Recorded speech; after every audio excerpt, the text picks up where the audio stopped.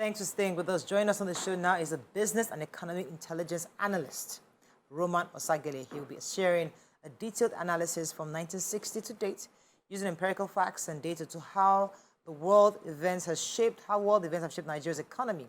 Welcome to the show. It's always good to have you, Mr. Oseghale. Good to have you.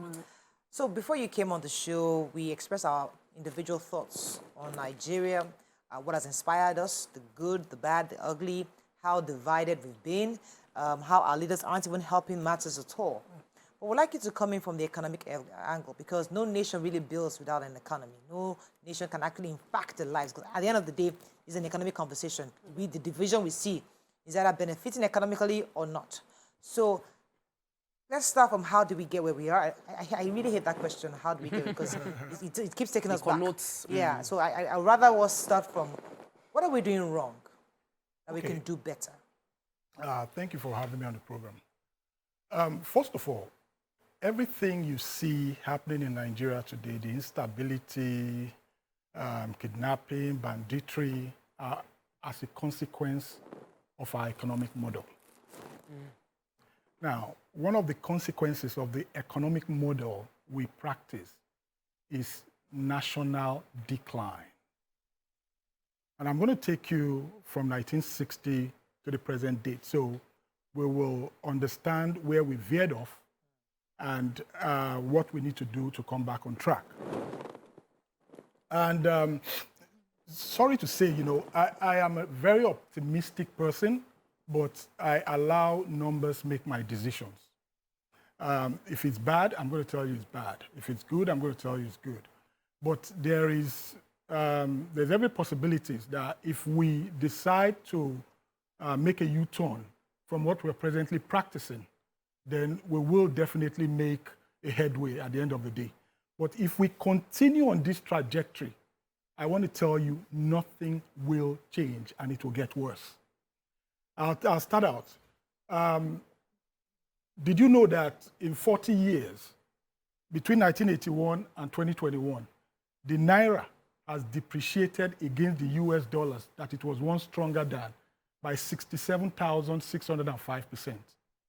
Now, if you look at that trajectory of the depreciation, all you see is that the Naira depreciates both during economic growth and economic recession. That means there's something fundamentally wrong. If we cannot have a currency that appreciates when we are making money, and then maybe probably it shakes a little bit and depreciates a little bit maybe when there's recession, but we are losing the value of our wealth even during growth and losing the value of our wealth during recession. So something is fundamentally wrong. And those are the issues that needs to be addressed, not just going after economic growth.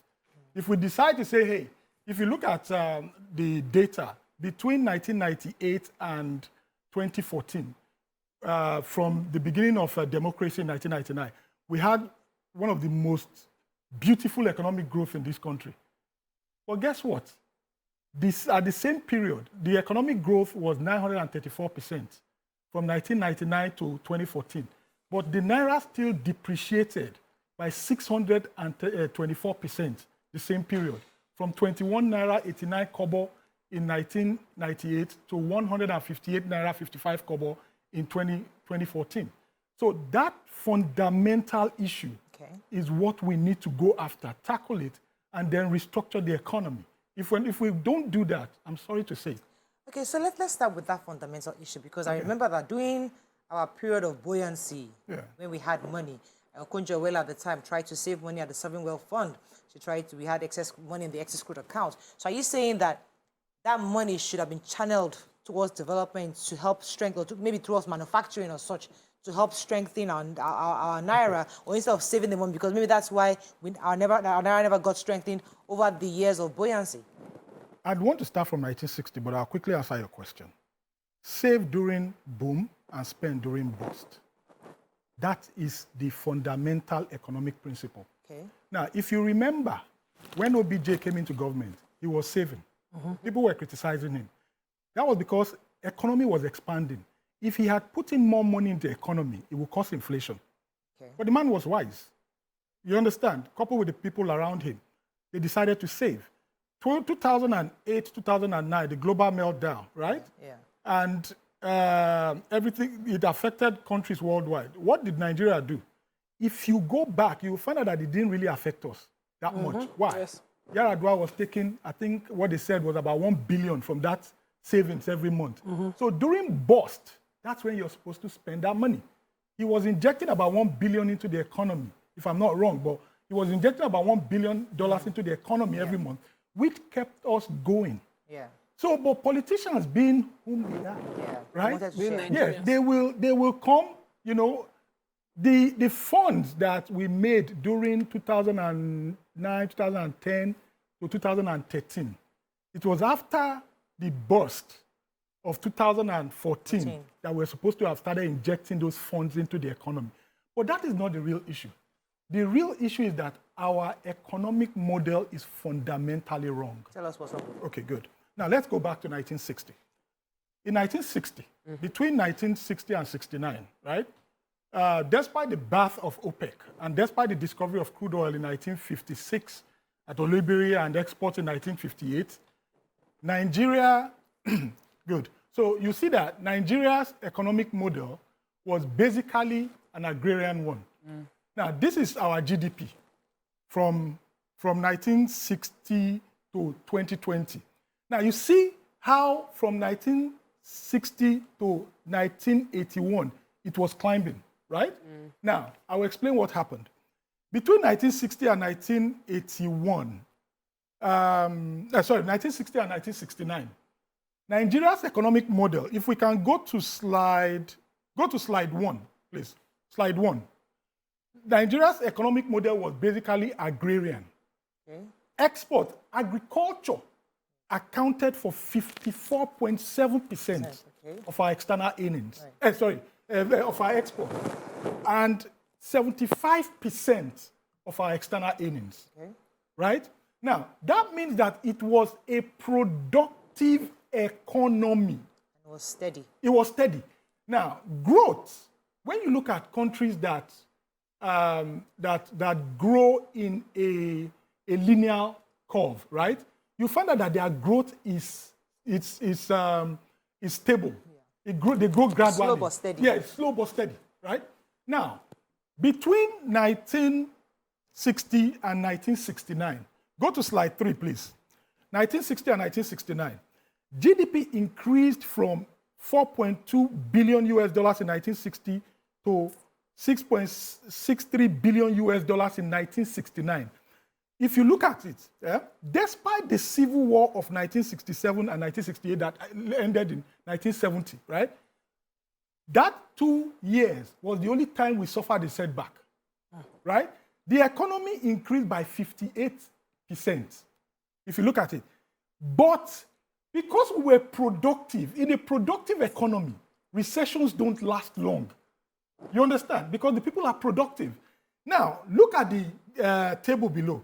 Average crude oil price from 1960 to 1969. From $1.63 in 1960, it ended at $1.27 in 1969. What does that tell you? Our economy was not dependent on crude oil. We were productive. You understand? Despite crude oil decreasing in the international market by 22.1%, our economy still grew by 58%. But all that changed in the 70s. And I'll explain. Now, let's go to slide 4, please. Now, in 1973, the Arab-Israeli war of 1973. Now, when that war happened, the Arab nations ganged up and decided to punish the United States.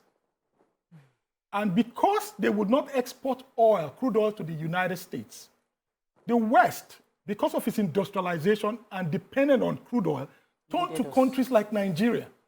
And what did we do? Money flowed in. You understand? So we had the quota, the price was good. Go to the next slide, please. Slide 5. Between 1970 and 1974, crude oil price increased from $1.21 in 1970 to $11 in 1974. 809% increase in 4 years. You understand? Petrodollars poured into the economy. This was when the sitting head of state made the statement that our problem was not money, how to spend but how to spend it. Now, what did Nigeria do here? Nigeria now abandoned a productive economy and decided to adopt this economic model. And what is the economic model called? It's called a rent-seeking economy. Now, what is rent-seeking? Rent-seeking is an economic concept that occurs when an entity seeks to gain added wealth without any reciprocal contribution of what? Productivity. So what we did was allocate the oil wells to the multinationals. We fold our hands, we sit back, and at the end of the month, they tell us this is our percentage. You understand? Now, just go back. Go back to the individual level. Have you ever seen a non-productive person being useful? Have you ever seen a non-productive? Okay, so because we're on TV and because of time, I'd like us to jump a bit. And the reason why I want us to jump is because when this government came in, they tried to push agriculture. So obviously, maybe they had part of this analysis that we can't continue to depend on petrodollar. We can't continue to let us diversify. Yes. That was the popular word then. Yes. So they said we'll increase taxes, we'll look for better ways to collect taxes from people, and we'll invest heavily on agriculture. In your view, why hasn't that made us a productive nation? Okay, good. Now, to answer that question, I'd like to use the analogy of cocoa. You see, agriculture in the 60s, globalization started in the 60s, but it did not get to us until like 90s, 2000s, you understand? And that was because of the internet age. Agriculture is not the solution anymore. It was the solution in the 60s, but it's no longer the solution. And I will explain things to you. See, in the international market, a ton of cocoa is about $2,000. When you add value to it and turn it to cocoa paste, it's about $7,000. When you now add value to it again and it becomes chocolate, it becomes about $15,000. So whatever you export for $2,000, you rebuy for $15,000, right? Productivity, rent-seeking economy. If you're rent-seeking, you only wait at the end of the month to collect whatever is given to you. You are not adding any productivity. Productivity is what makes you rich. I want to read something out to you. According to the World Bank, natural resources give rise to economic rents because they are not produced. Rents from non-renewable resources, fossil fuels and minerals, as well as rents from over-harvesting of forests, indicate the liquidation of a country's capital stock. When countries use such rents to support current consumption, rather than invest in new capital to replace what is being used up, they are in effect borrowing against their future. So our economic model has been borrowing and is still borrowing against our future. Remember when I came here and I demonstrated the concept of the balance sheet, and I showed you that each time you mine your crude oil, right, you're getting poorer. Yes. Because the crude oil is actually, has been analyzed as part of your total wealth. So each time you mine the crude oil and you are depleting it, you're actually getting poorer. Your balance sheet is a statement of net worth, where your total net worth equals your asset minus your liability. Do you understand? If you understand that, then you understand. So let me throw in a few other economies that have gone through this process. Yeah. What can we learn from what they did in UAE? How Dubai did it? Saudi Arabia is another country that is largely generating revenue from oil. What did they do that we failed to do that has brought us here? And We're getting into election season. What are the things that we should be looking out for when we're listening to our politicians? Because if we're not informed, we will not know what to look out for. Good. Now, let me answer the Saudi. Now, there was a documentary I was watching where I think one of the directors of Saudi Aramco, remember Saudi Aramco is the largest company in the world, right? Valued at over about $2.7 trillion, right? Now, if you listen to that analysis, to that analysis, Saudi drills their own crude.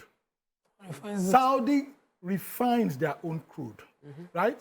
Saudi invest. Let me take you back to what I read. It said when countries use such rents to support current consumption, rather than to invest in new capital to replace what is being used up, right? Let me bring the analogy home.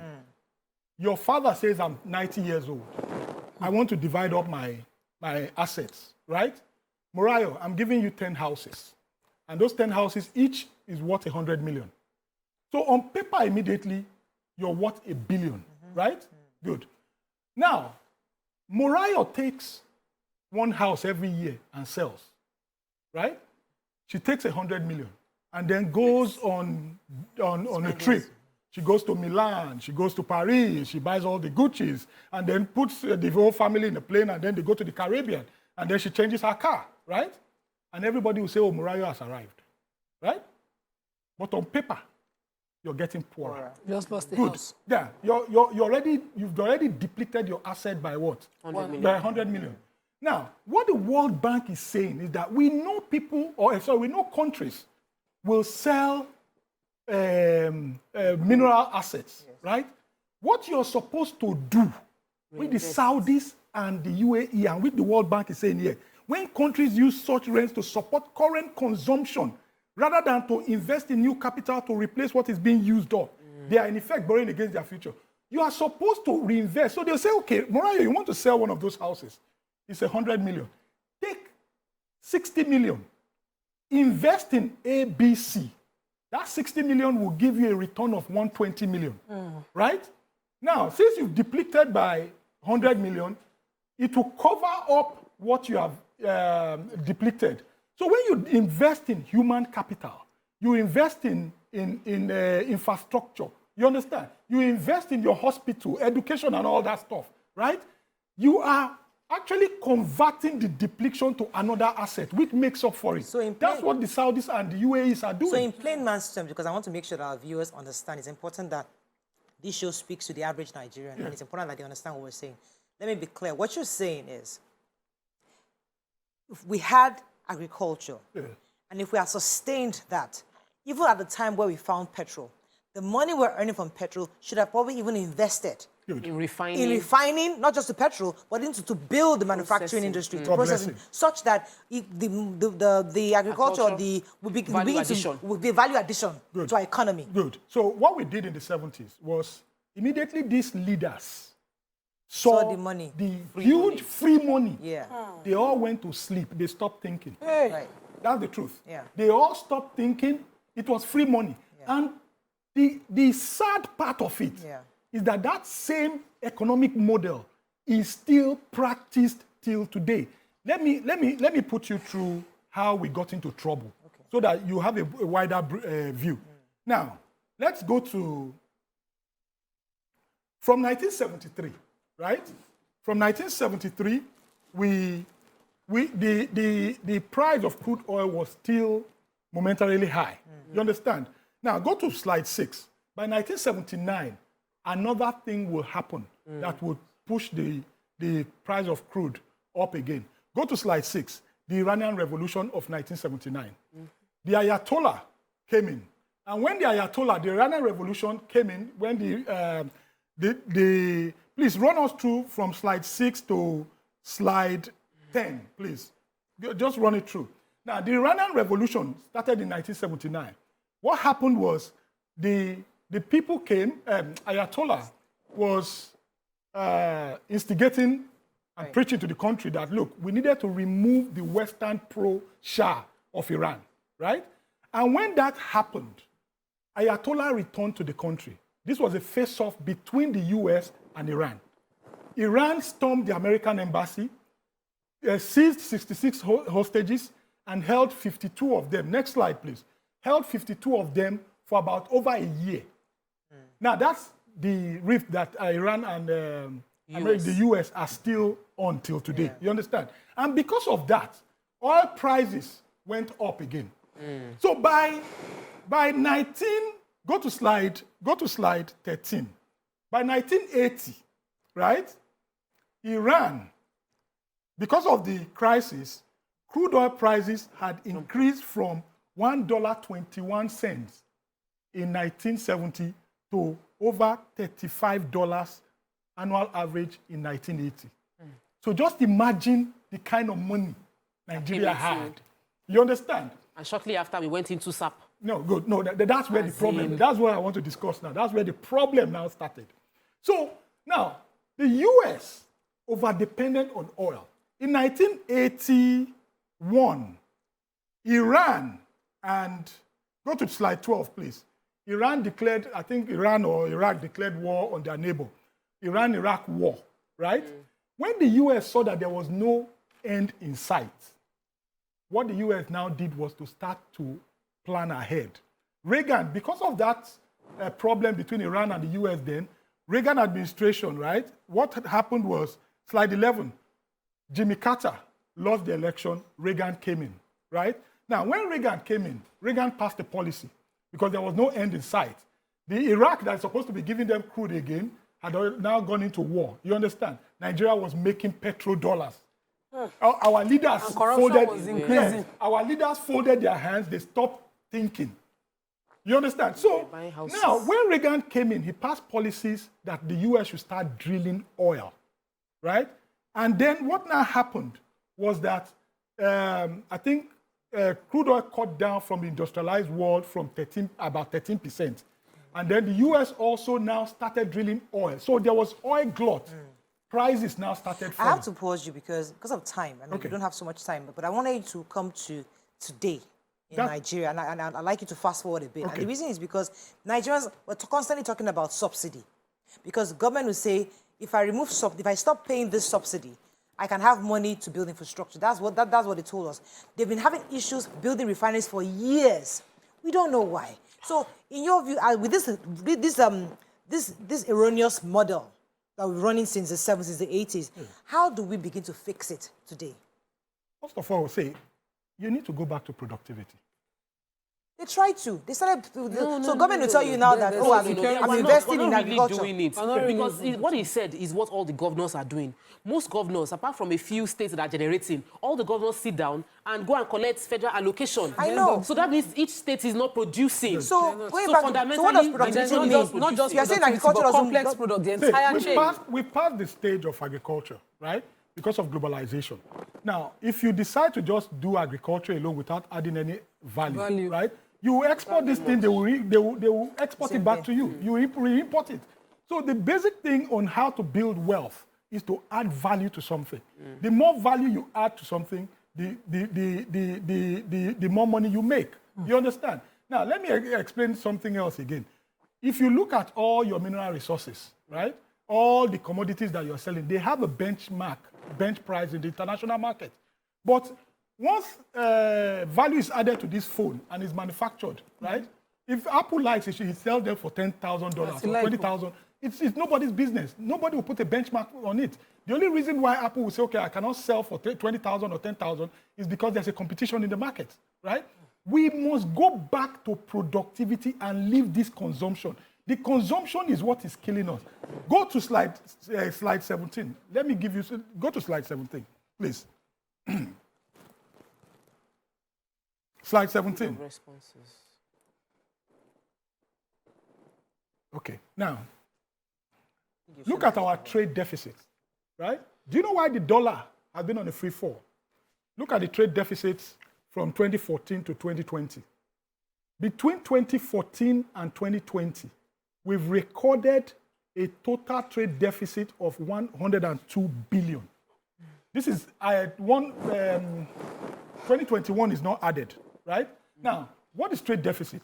Your import is more than your export, right? So you're recording a trade deficit. Your export Right. Your export is what supplies your dollars. So when you export and you have a trade surplus, you have enough dollar in the economy to spend. But when you have a trade deficit, that means you have very few dollars to spend. That means that the demand on the dollar, right, outweighs the supply. You understand? And that trade deficit will not close unless we do something drastic. It will not close, and the naira will continue on the free fall unless we close that trade deficit. And it's getting wider. There's a realistic question out there because, you know, Nigerians are always looking for magic. What's the realistic timeline if we start today? How long will it take, really, for us to see results? That's a very difficult question. So let me Because Nigerians have no, that. this is how it is a very difficult question. Yes. But you see, you need to lay the foundation. You understand? And make sure that every subsequent government follows that. See, industrialization have 4 main factors: innovation, government policy, availability of resource demand, and industrial infrastructures. When the West innovates, the government comes in immediately with policies to support that innovation. How can we multiply this thing? How can we scale it up? You understand? Because it's going to benefit our economy. Do you get it? And then the government brings out policy on how to sell. They debate, they protect, they patent and protect all those. Now, you have people who are seated in the National Assembly, and all they debate is how to share money. No policies on... there was a time I saw a young boy who designed a drone. And this guy was on Facebook trying to promote his product. And all on his own? All on his own. The next thing, one Finnish company hijacked him. Because they know. Yes, they hijacked him and took him away. Hey, because somebody is earning salary at the Institute of Research and something, and he doesn't know what to do. Another thing that is, I think that would help answer your question was, I remember having a conversation with the founder of Biloxi, and he spoke about how under former President Obasanjo's administration, there was a plan to produce and increase employment, and there was conducive environment provided for that period. So when you were saying that, okay, there's innovation, policies that follow through must enhance that innovation. If you need to bring in raw materials, let it be available. Let the ports not be clogged. Let the waivers come to those who really need it. Correct. And then you are incurring proper taxation on anybody else bringing that same product into the country. Correct. So that the price will not be cheaper for imported as against local ones. So there are things that can be done that can make substantial difference. Both lawmakers and the president so we are having both legislature as well as executive working together to make change happen. Then we're going to be very short. We're going to come back. We'll wrap up on this segment. Stay with us. We'll be right back. Thanks for staying with us. All right, so we'll still continue this conversation. Talk, we had a question. So the question I want to pose is, you've highlighted the problem. And, you know, Mariah was saying earlier, which we all agree, we need to prepare effectively for 2023. Now, of course, it's not going to be magic.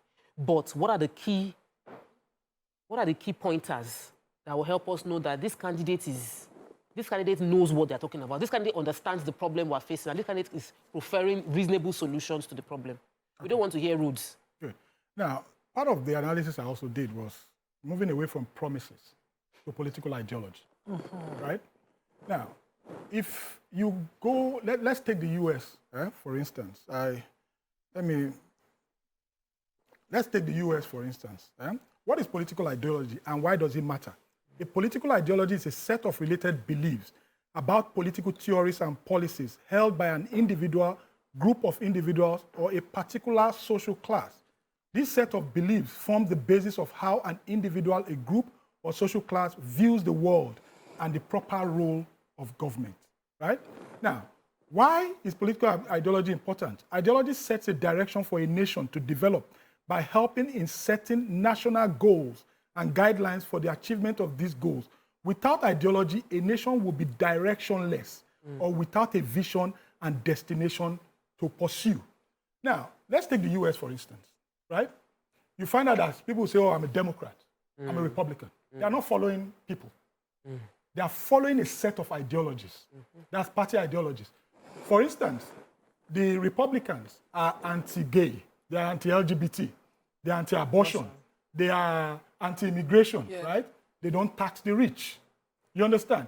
So if you have those beliefs as an individual, you know that you're already on the right. You can even predict. Good. You know that you're a Republican. You understand? For instance, I'm a Republican, right? Now, but if you are to the left, that you are liberal, you know you support LGBT, you support abortion, you support immigration, you support taxing of the rich, right? Now, but let us take the economic aspect of that ideology. Now, what do they mean, right?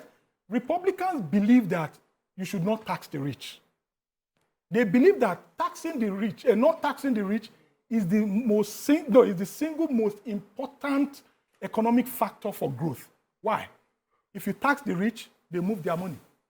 They will move it to a tax haven, or they move it, they rather liquidate and take to another country where taxes are reduced, right?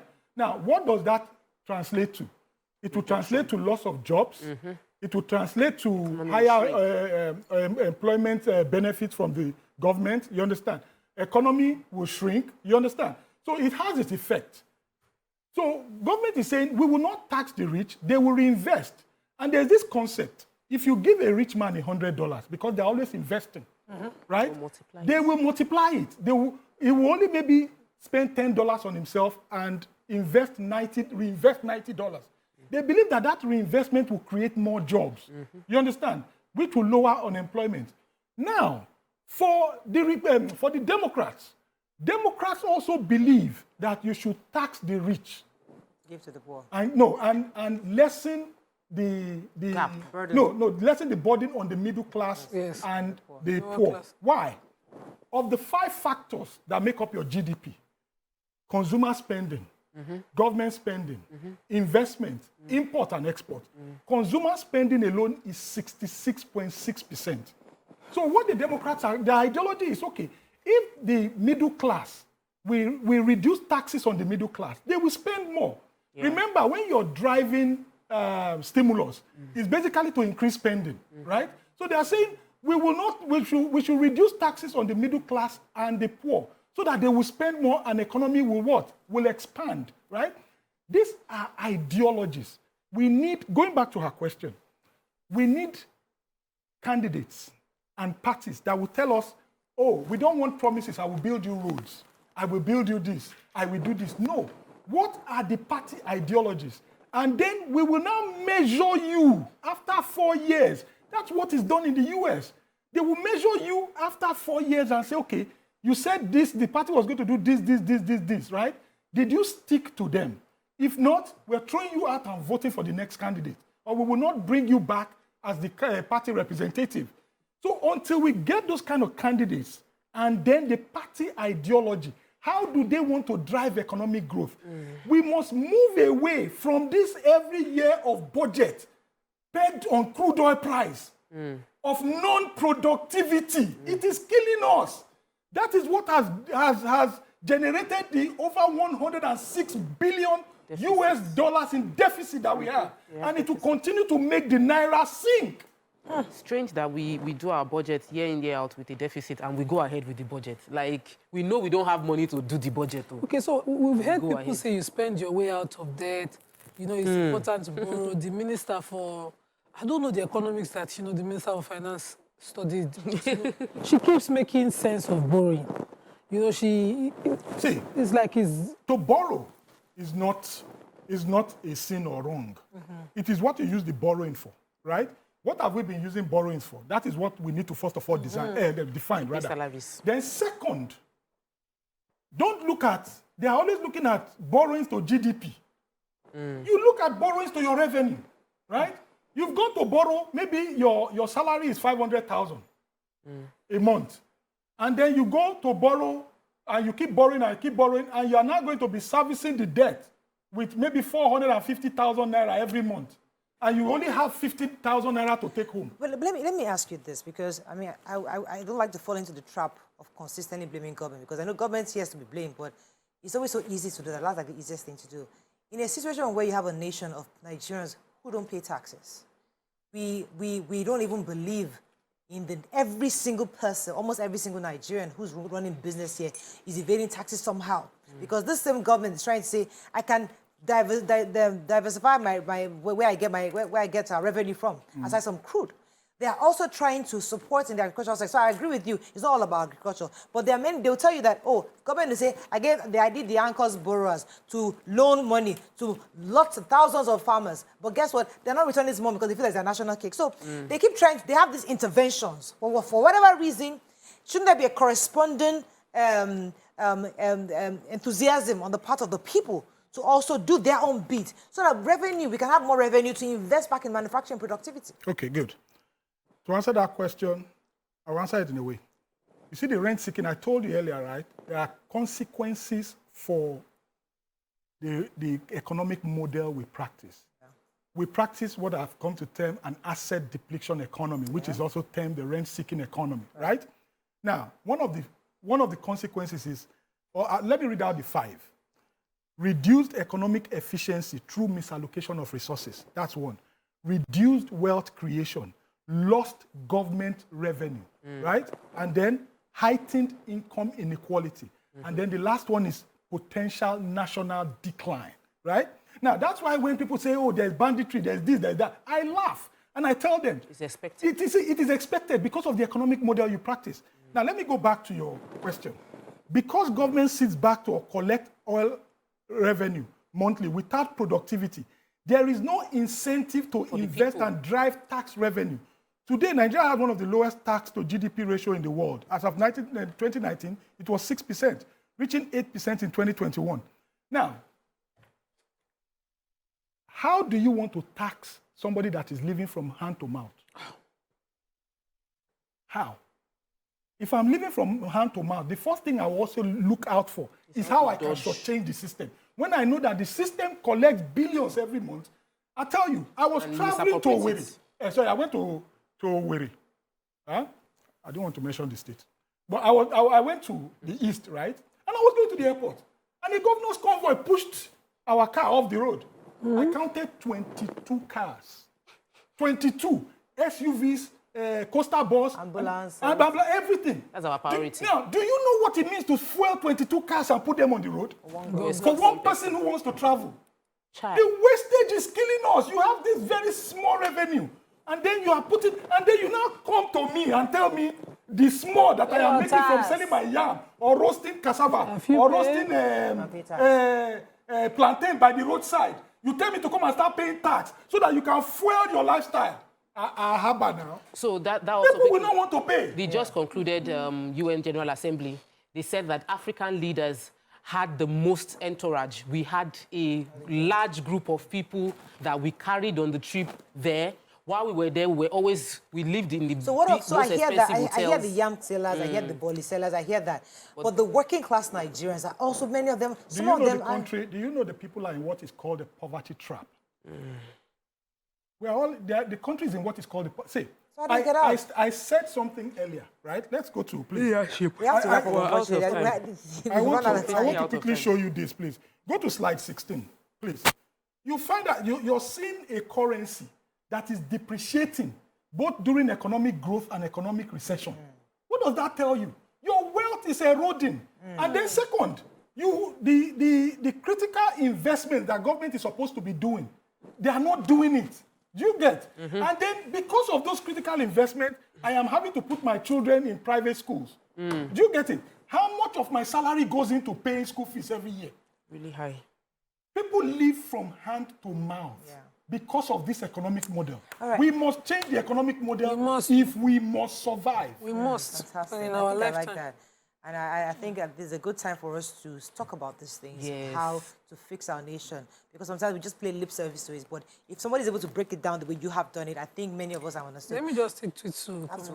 Emmanuel says, nice socio-economic analysis, but something that is well understood by enlightened minds like those in the studio. However, the real issue is the highly illiterate and impoverished population that can never understand it, yet constitute the larger chunk of the population. Let's start from there.